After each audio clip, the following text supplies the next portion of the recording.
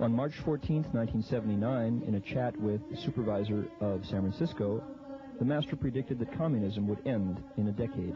That prediction came true.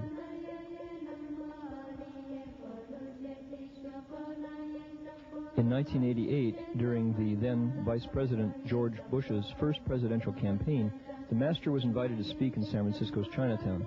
At that time, the master urged Vice President Bush to be a president who did not fight, was not greedy, did not seek, was not selfish, pursued no self-benefit, and did not lie.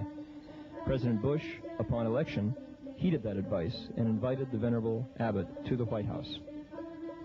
In 1992, during President Bush's re-election campaign, the Honorable Edwin Derwinski, representing President Bush, paid a visit to the master. During a press conference, the master suggested that if the president did not take a salary, thus setting an example as a leader to the American people, the master would guarantee he could be re-elected. Unfortunately, President Bush did not follow the master's advice at the time.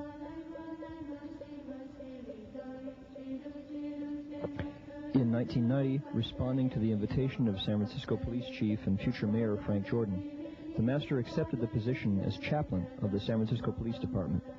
During the same year, Police Chief Jordan paid a visit to the city of 10,000 Buddhas and attended a Dharma assembly.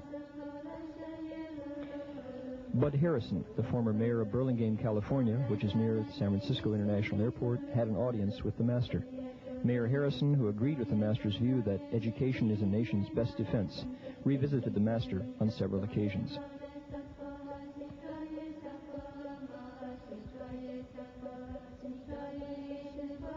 In January of 1993, responding to invitations by the Taiwan faithful, the master returned to Taiwan to host a Shurangama and Great Compassion Dharma assembly that included transmission of the 3 refuges and 5 precepts. During that visit, the director of the Judicial Yuan, Lin Yanggang, especially went to pay his respects to the master. The master made his point clear. Taiwan's current situation was as precarious as a pile of eggs, similar to Ling'an in the southern Sung dynasty. The master urged Taiwanese officials to stop their internal power struggles, for it could only put Taiwan's future in grave danger. These comments caused a huge reaction in Taiwan.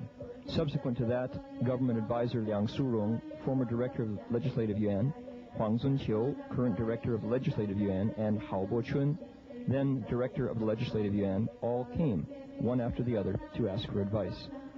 The master repeatedly urged them to make government affairs their foremost concern, and the peace and prosperity of the people their primary task.